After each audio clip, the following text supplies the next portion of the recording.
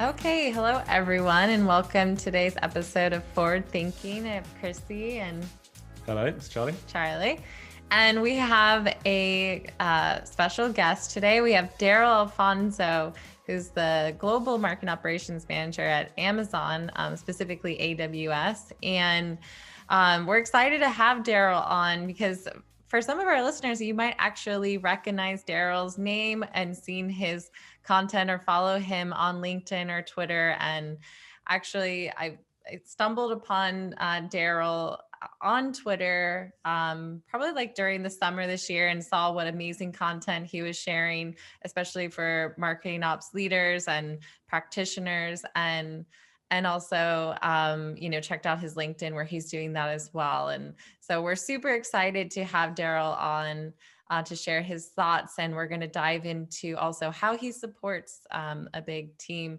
at Amazon for campaign operations. So let's just kick it off. Darrell, thank you so much for joining. If you could just tell us a little bit about yourself, how you got into marketing ops, and also how you fell into becoming this like thought leader in the marketing ops world and sharing your ideas on social. Yeah, definitely. And thanks so much for having me, Charlie and Chrissy. As I've told you, I've listened to, I think, almost all of your podcast episodes. I think yours is definitely one of the best sources of information. I do recommend it to people when they talk to me. So yeah. Thank you. Keep up the great work. So my story is, I first got introduced to marketing operations when, I had this job as a lead generation specialist, whatever that means, for marketing. And it was some of the lesser, glamorous stuff of marketing, especially back then when I would do stuff like find lead lists and input business cards and some random stuff. So we needed a Marketo admin because our Marketo admin had left and no one knew what they were doing, right? And I had just, basic access to Marketo. We interviewed, my boss was the VP of marketing. We interviewed tons and tons of candidates, and none of them really had the capabilities that we needed to properly run the system. And we had this one candidate, and I thought that she was just awful. She was really unorganized, didn't really have clear thinking, didn't present herself well, but she did know Marketo. And after the interview, my boss was like, I think we really need to want to hire this person. Let's bring this person on. It doesn't matter that she's not that great. And for me, I was just so shocked, and it just kind of opened my eyes. Not everyone's like that, but it kind of opened my eyes as to the value of having really specialized skills, and especially really specialized technical skills. Mm-hmm. And at that point, I decided, okay, if I can get a great high-paying job managing Marketo, then that's exactly what I'm going to do. So, on the nights and weekends, I would study. I had access to Marketo. I wasn't the admin, but it gave you access to the community and the learning resources. I eventually got certified and then left that company and became the Marketo admin of another, fairly large mid-sized organization. And that was kind of the start of my journey. So that's how I got into it. I really just recognized the value of having an in-demand skill, and I kind of went all in on it. Was there anything that like kind of appealed to you as far as like, or even scared you about embarking on kind of like teaching yourself? Because I think for Charlie and I, we both, had that experience.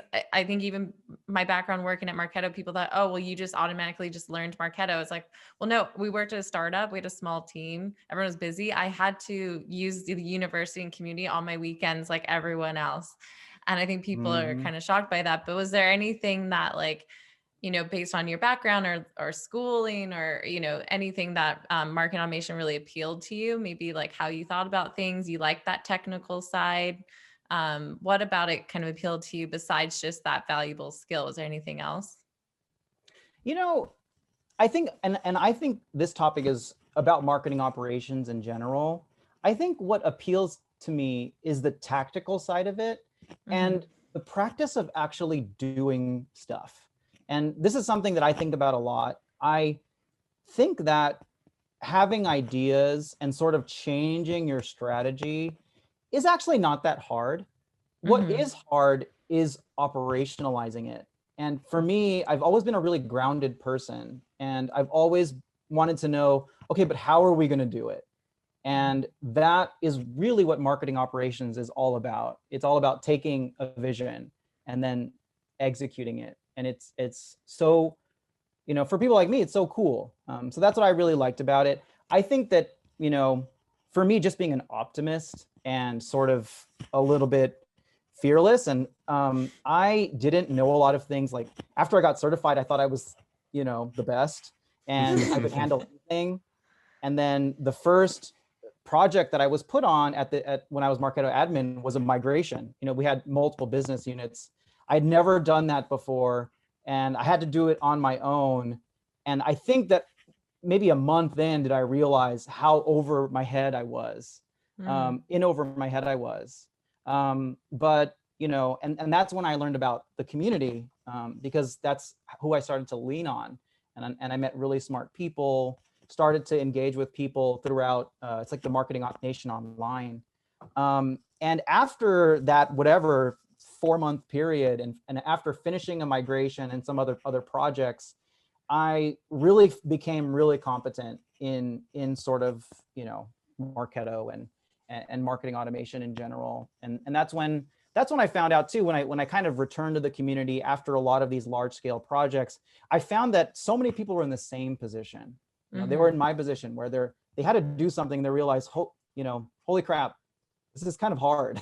Yeah. So that's when I started to contribute. I started to write posts and answer people's questions online. And that started my sort of advocacy journey. So that's how I thought about it. Yeah, that's what I love about the MOPS community. Everyone's so willing to share what they've learned because we are all in it. Everyone's kind of in the trenches. Yeah, and we're all kind of going through the same things. Everyone can relate to each other really well. Everyone's dealing with the same problems.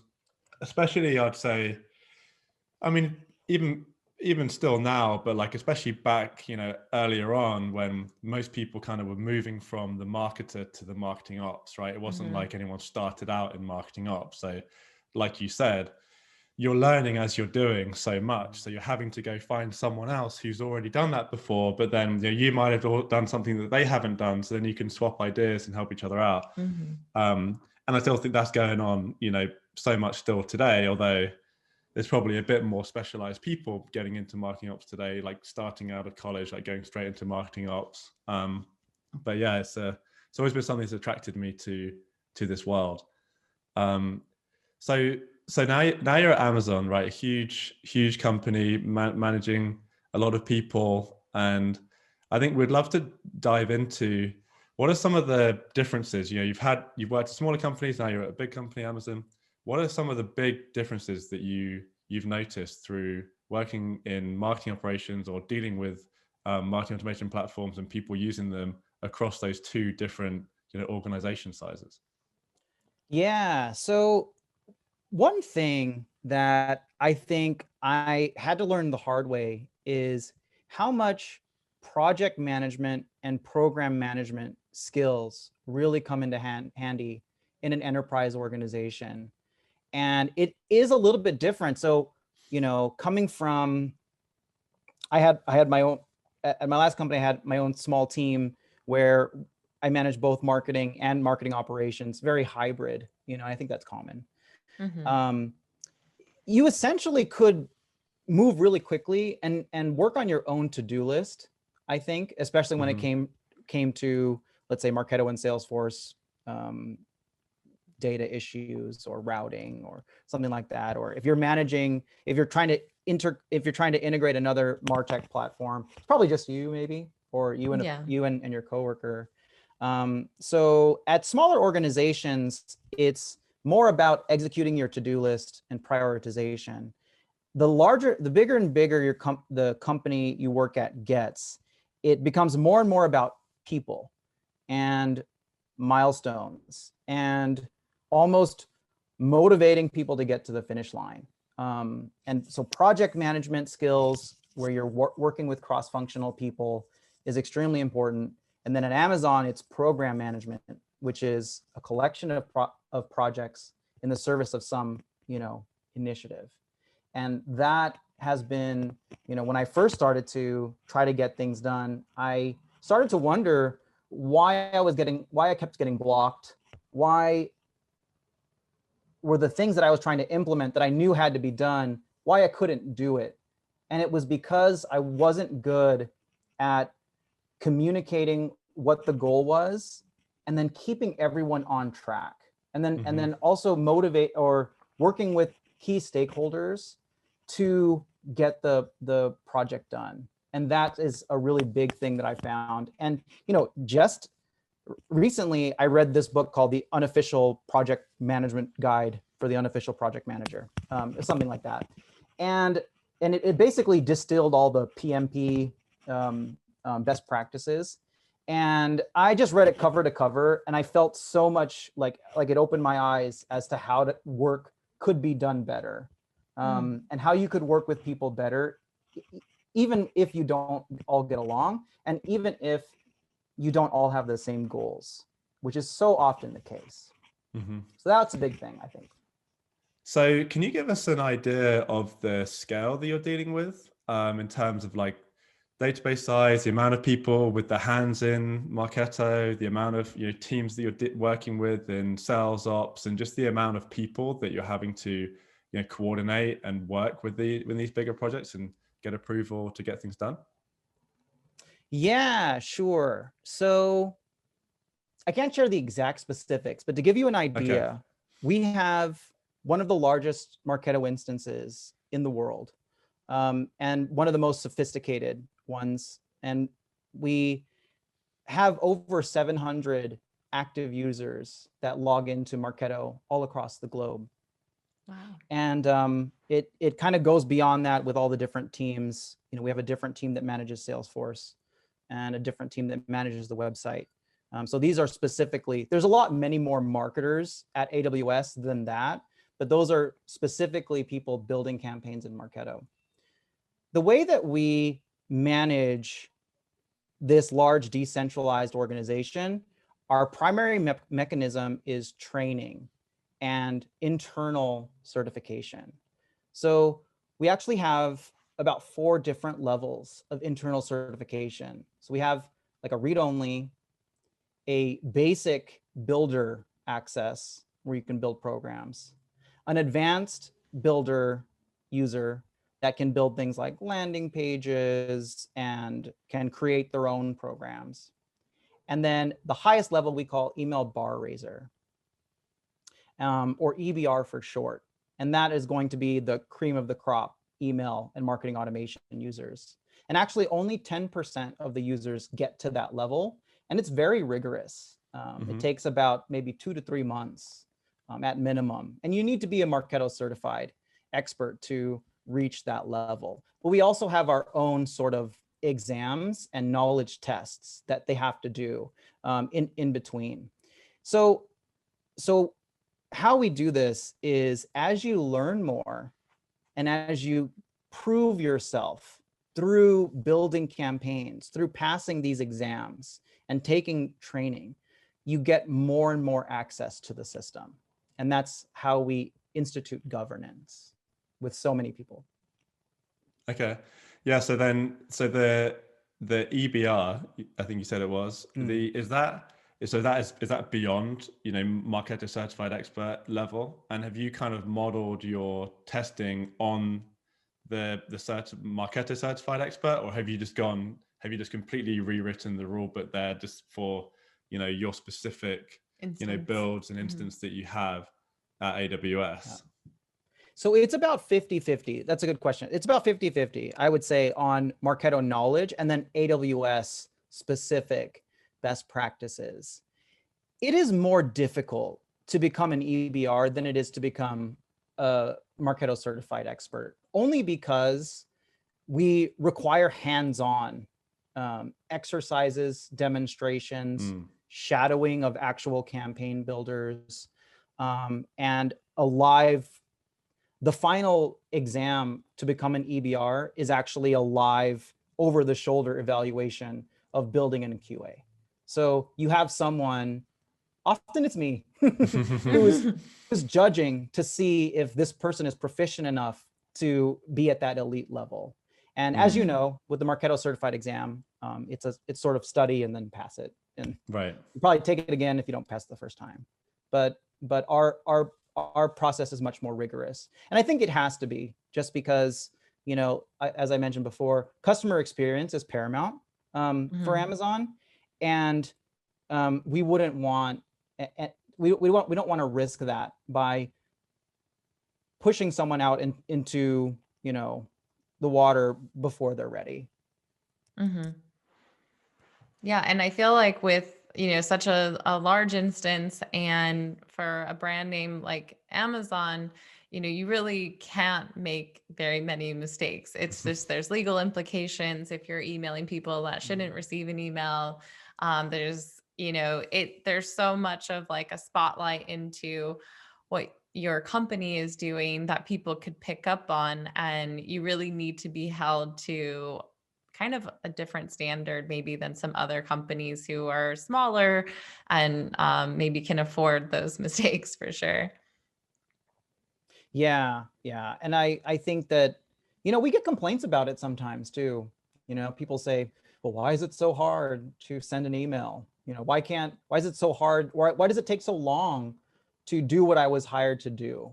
And that's when it kind of goes back to, you know, we have something called the leadership principles, which everyone almost memorizes, and it's sort of like our Bible, the Amazon leadership principles. And, you know, customer obsession is the first one. So everyone knows that. And then also each team and each department comes up with their own tenets. And, you know, for the email channel specifically, we have our own set of tenets. And again, we always point to that when these kind of conflicts come up. So I think that's a really important thing to do. Another thing is QA, because I know you mentioned that. So we do a combination of automated and human QA. So we have the luxury of having you know, developers and engineers dedicated to marketing. So our Marketo ends up being really customized, which is cool. It also makes it kind of more complex, the added layers.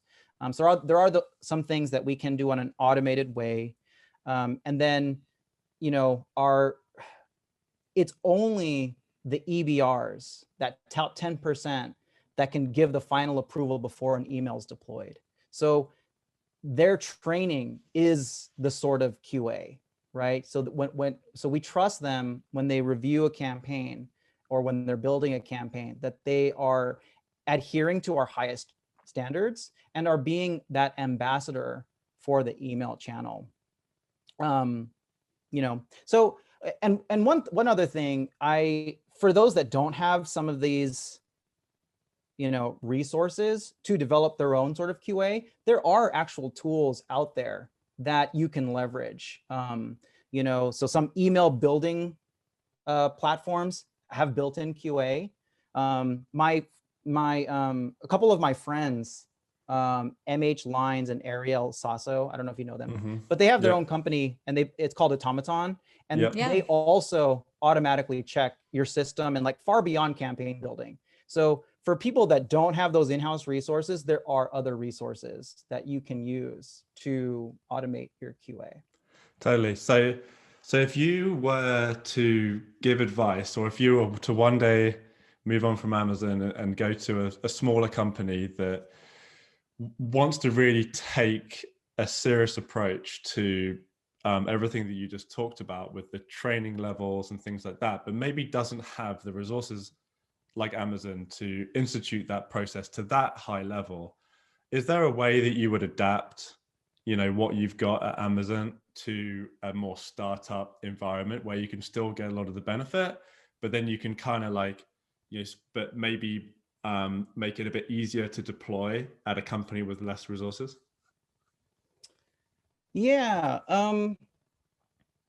So the way that I like to think about marketing automation and marketing operations is to start with the end in mind.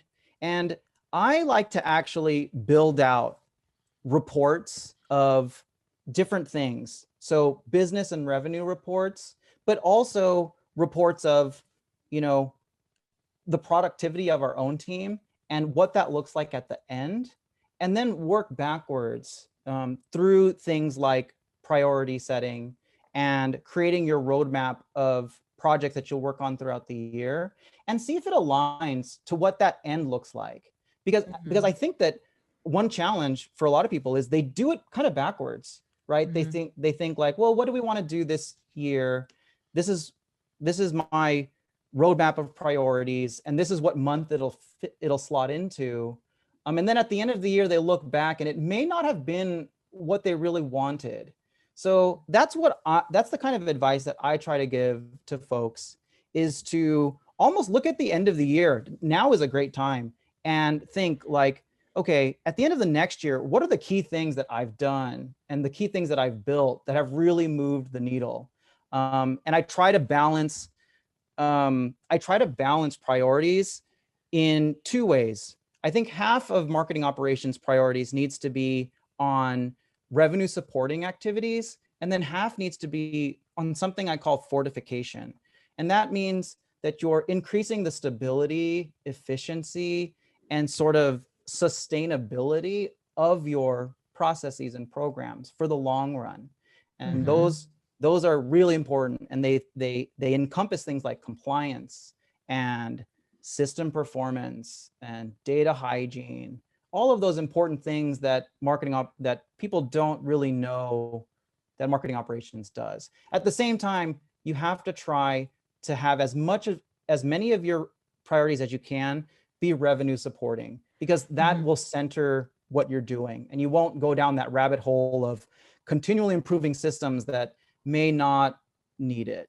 So that's how I kind of think about that. Yeah. So yeah, I'd love to dive a little bit more into the priority side of things. So, you know, now you're coming up to the end of the year. So when you're looking forward, you mentioned you have these kind of two big groups of priority, which is like revenue and fortification.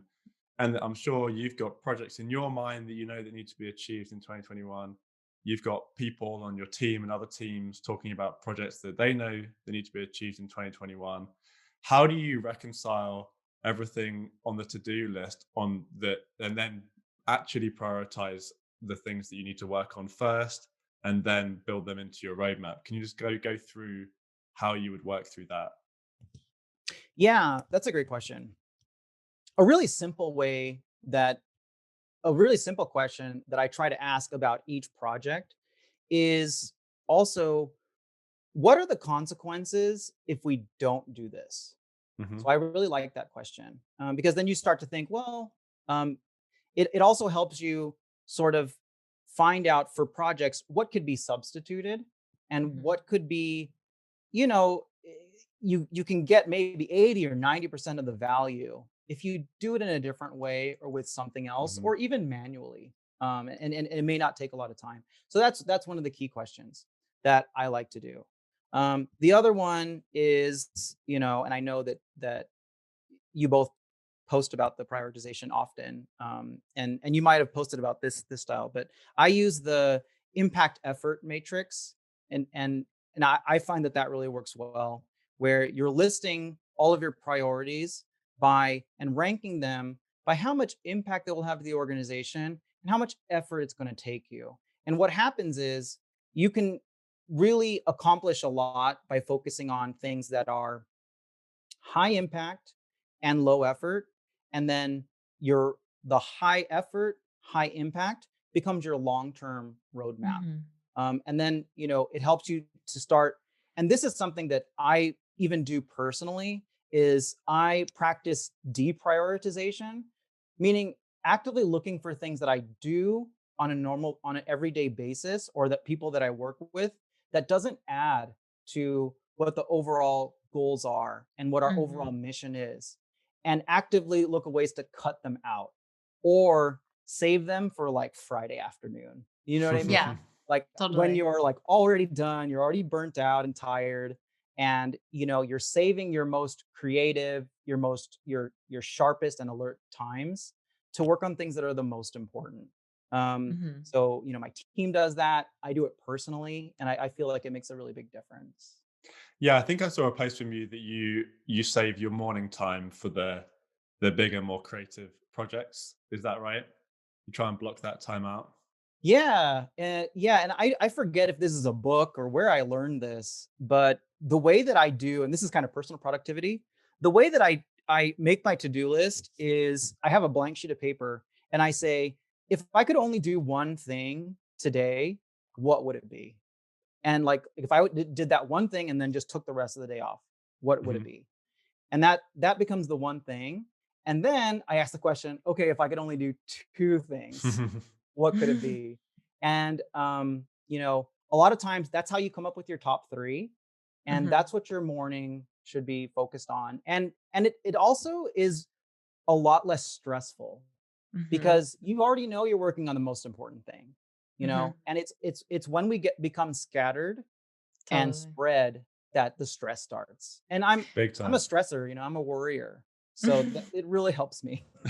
You have to Yeah. rein that in. Yeah, I think we talk about that a lot. And I think this is a key thing for I think people, especially during the COVID and pandemic and this working from home mentality. If you're not used to working from home, you now maybe are like extending your day, maybe like working on things you maybe shouldn't be. And then by the end of the day or end of the week, you're like, oh, I'm so stressed or I'm so tired. But really, you're just kind of filling some of your day with things that really don't have that high impact, like you talked about. And added on to that is I think right now when maybe things seem uncertain, we're latching Mhm. on to also areas where we feel comfortable and want to prove like, oh, I can do this and this. And it's like, well, none of those little things that maybe don't have high impact or the company doesn't care about really matter even for your job stability. Like you know the person that works the hardest, we actually talked about this on the last podcast, but the person that works the hardest isn't always the person that's going to get rewarded or get promoted. It's really the person that is working hard, but is really providing value. And so when you're prioritizing, like you said, you're really going to position yourself where you're providing value. And that's going to help you just not only for your own benefit, because you're working on things that really maybe even challenging you, but you're Mhm. also showing to the business how valuable you are. And that's going to that's better job security in itself. Right. Yeah, So I think that's really totally. great advice. Yeah, and another way that I think about it is, this is kind of more personal, but you want to think about if you're going into an interview or a promotion review, a performance Mhm. review, you want to look back over the last 3 months and ask if you're happy with what you've done, if you're Mhm. satisfied and you feel good about what you've delivered personally. And if the answer is no, and like you're going through this pretend process of interviewing or going through a promotion, then you need to make some major changes, right? Because then the next 3 months, at that point, you want to look back and say like, oh wow, look at all the stuff that I've done, and you can Yeah. share that with other people. And for me, that's like some of the best interview advice is to do really great work at your job, and Mhm. that's a good way to see if you're doing that. That's really, really good advice. Yeah, I love that. Being able to, even if you don't have an interview or performance review coming up, like trying to think about if I did have one, what would I say, right?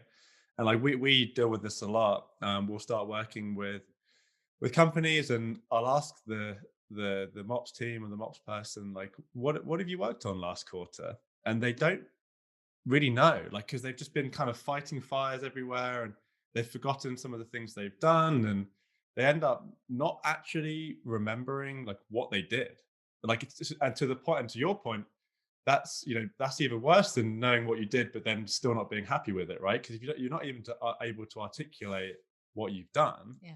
because you've just been so scattered across so many things and spread so thin, then there's no way that you can tie what you've done to revenue, increased productivity, and some of these big wins for the MOPS team.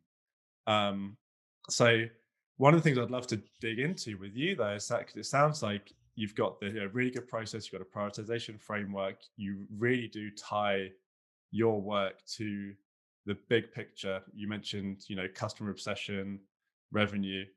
How then do you say no to the stuff that doesn't align to that? Because I think we've talked about this a lot on this podcast and talked about it with Jason on the last one. Marketing ops people are people pleasers. We want to say yes to everything. It's very difficult to say no because we have so many requests coming in. Do you have any advice or any tips on or any personal experience that you can share around how you can say no to make sure you're keeping your team focused on what matters? Yeah, that's a great question. And I first want to acknowledge that all of this is really hard. So, Yeah. when I Yeah. when I say it simply, like, are you happy with what you've done? It kind of comes across like I'm always that way or something like that. It's not. It's very, very difficult, especially when you're in high pressure jobs. And for marketing operations, we have dozens of stakeholders and everyone, Totally. we're supporting everybody. So it's one of the toughest, it can be one of the toughest jobs and it could get you. So I do Mhm. want to acknowledge that it is difficult for those Yeah, that we are should have a disclaimer constantly on this podcast. Like, everything we're saying, we're making it maybe sound simple, but we know and we understand it's very, very hard. Yeah, that's a good point to bring up. Yeah, yeah. And I like that question of when do you say no? And I'm actually writing a post about, some of the most important reasons to do that. And these are some of the things that I've kind of come up with. One is um underst- answering the question, is this problem also going to be a problem tomorrow? Mhm. So is this going to be something that kind of comes up frequently, or is it like a one-time thing? That's an important question to ask, Mhm. because if you go down the slippery slope of fixing all the one-off ad hoc problems, that could be a recipe for disaster, especially when you support a lot of people. Mhm. The next one is,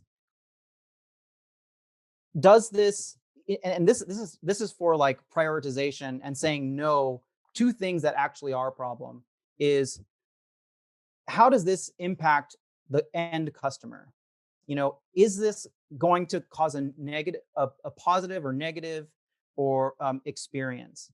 And for any of them that cause a negative experience, where, in the case of like an operational email not being able to go out, where a customer has requested something that they need to receive, that is paramount, because it's the customer first. So those naturally help you to come up with a priority framework, having it be Mhm. customer first, and then you can start to go down sort of the checklist of, okay, is it going to be business oriented, Mhm. revenue related to revenue, or is this simply a productivity request?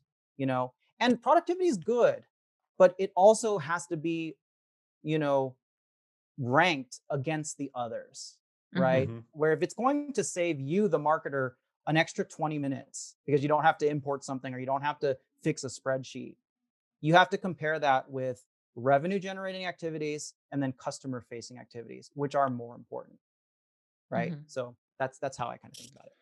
Have you found that the more you reinforce that message, the easier it becomes with the team? So the more you're reminding them we need to be obsessed with the customer, we need to deal with the customer experience first, and then these other business outcomes, and then ranking. Has that ever been a challenge? Has it got easier? Have you had, how have you dealt with some people that might not be able to, who still want to keep forcing their opinions or forcing projects? Um, yeah. Yeah, and I do think another sort of reality check. This happens weekly, Yeah. Right. so, Mhm. and it's not something I would say that at Amazon people are more focused around the customer, so they get it faster. Um, Mhm. but that So it's doesn't the mean company culture kind of supports what company you're saying. culture supports it, Yeah. right? Yeah. So that is a big help. Mhm. However, I think when you are working with a lot of smart, motivated, driven people, they have their own agenda. And that is what you have to come across like every single week of, we have a new idea. This is a new tool. this is a new marketing strategy that we want to implement, and we want to do it first, and we want to launch fast before someone else does. And that happens every single week. And Yeah. and then for us, I think then it starts to go through that question framework of what's more important. So that helps, but it's a struggle each time. So I won't sort of make it more simple than it is. It's not. It's hard every time. Yeah. I think this also reminds me of, and I think I've experienced this before too, even when I worked in house, but the more people you start to work with too, not only are you getting requests from them that you have to like prioritize or say no, but when you're trying to get something done, you're often dealing with potential roadblocks from different people, different opinions.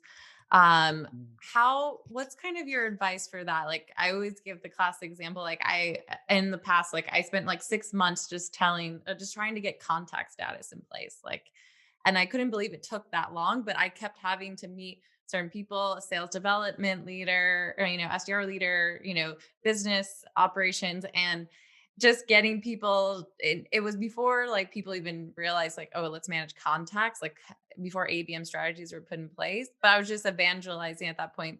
But at some point, it's like maybe I'm involving maybe too many people into this, or I'm doing the right thing, but what's causing those blocks? So do you have any advice for that? Because you're probably there's maybe potentially a lot of red tape in the teams you're working with, and how do you actually get things like through the finish line? Because what you mentioned before, that's one of your main goals, is just like, how do we get things to the finish line? So so I have like same story with your contact status. I led a Marketo cleanup, and it took a few months.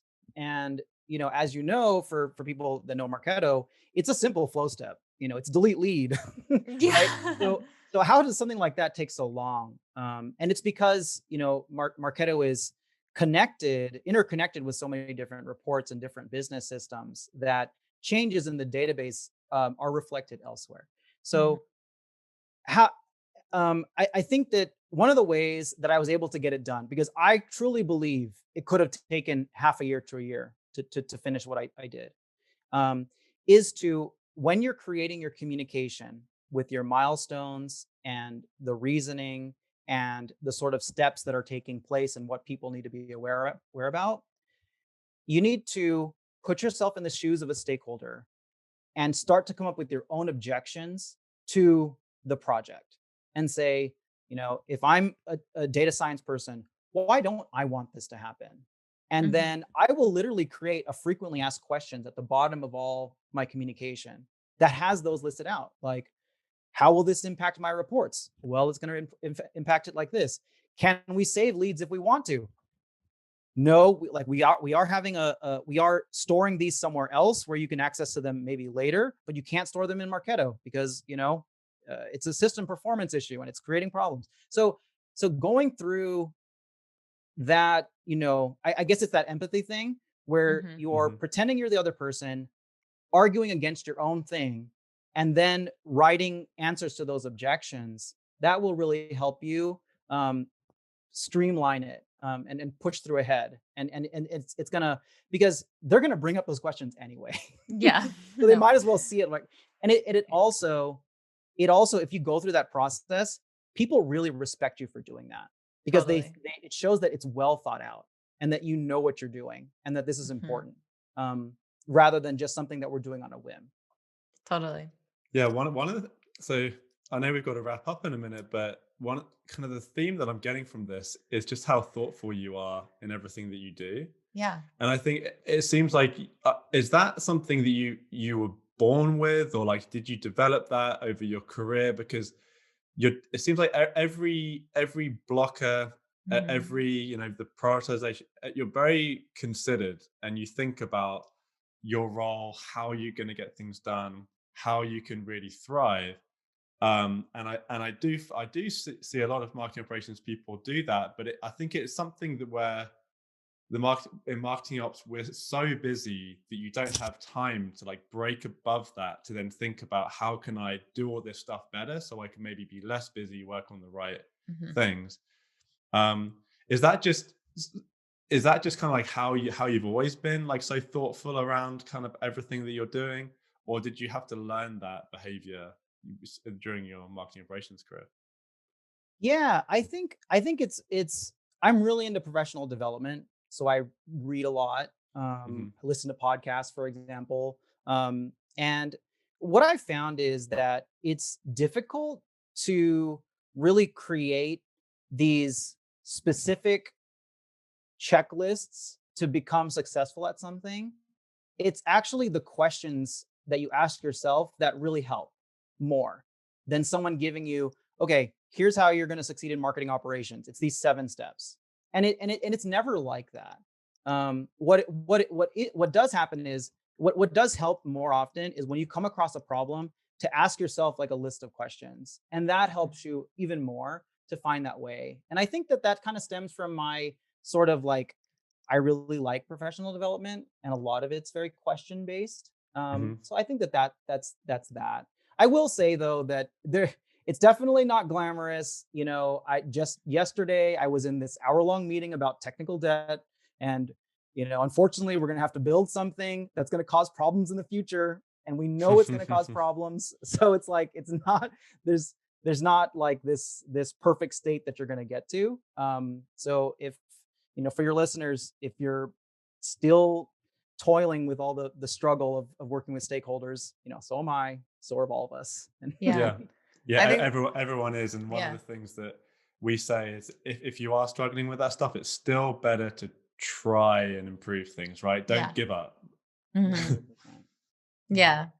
I love this conversation, the honest conversation, because I think it's probably a big reason why maybe people also just react so well to your content that you're posting, and we get this often in response to our podcast, and somebody's like, oh, I feel so seen, or I what I'm going through, right? And that's the thing, we're not. It's so hard when people are telling you, you need to be this echelon, but like, it's good to aspire, and it's good to always push yourself forward. And that's what we're trying to say. But remember, there's always going to be bumps in the road. Not everything's perfect, but and that's the real, that's real. And I think people, knowing that, and I think for people in marketing ops, they might even think, oh, well, if I move to a new job, things will change. Or if I, do something else, things might change. And it's like, well, not really. So, Yeah. um, yeah. So one final question. I know we're a little bit over, but I did want to kind of end with just one, final piece of advice for you, from you, for our listeners, and mainly through the lens of, what's one thing, that you see marketing ops leaders or practitioners doing that really think needs to change, or that you don't agree with.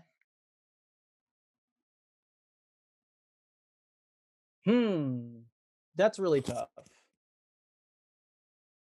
I would say, and I love this. It's the part that I love, and also I'm a little bit wary about in the community, in the Slack groups and on LinkedIn, is that tendency to get really, really technical and really kind of, you know, I saw this post one time from this guy, and he said, "Yeah, the first thing I do at a marketing operations job is check all the API connections, blah blah blah." And I really worry that people focus on just the technology and not the overall business goals. And Yeah. if marketing ops can think of themselves as business people or business Mhm. professionals, advocates for the business with a specialty, or like almost like minor degree in marketing operations, Yeah. that's going to benefit everyone and also benefit you as a professional, because Mhm. it's about business, and it's more about people rather than the tech. The tech like helps it along, but don't Yeah. Couldn't lead with agree it. more with that. Yeah. That's a That's a perfect perfect way to mic wrap this drop. up. Yeah. But that's yeah, amazing. I feel like I could keep talking for forever on that one. Especially, tech changes, but the business, is always going to be there. People, like you said, people. And so if you can master those, that's just amazing for your career. So but yeah, thank you so much, Darrell, for joining us. This is been an amazing session. Maybe we do a follow-up one as well. And excited for you to be on, especially since you are a listener as well. So for everyone listening, if you love this, share it on LinkedIn. And if you have any questions for Darrell, definitely post those. Follow him on LinkedIn and on Twitter. We'll make sure we share that information in the blurb where you can follow him. And yeah, thank you so much. And we'll see everyone on the next episode of Forward Thinking. This is Charlie. So if you liked what you heard, hit like on the platform where you watch this. Also, leave a review. Honestly, we would really, really appreciate it. You can also subscribe where you listen to your podcasts on Apple Podcasts, Spotify, or even YouTube. And make sure you subscribe to our newsletter, which is packed full of exclusive content, updates for events or courses that we might be doing, all designed to elevate your marketing operations and B2B strategy. See you next time on Forward, and Forward is up.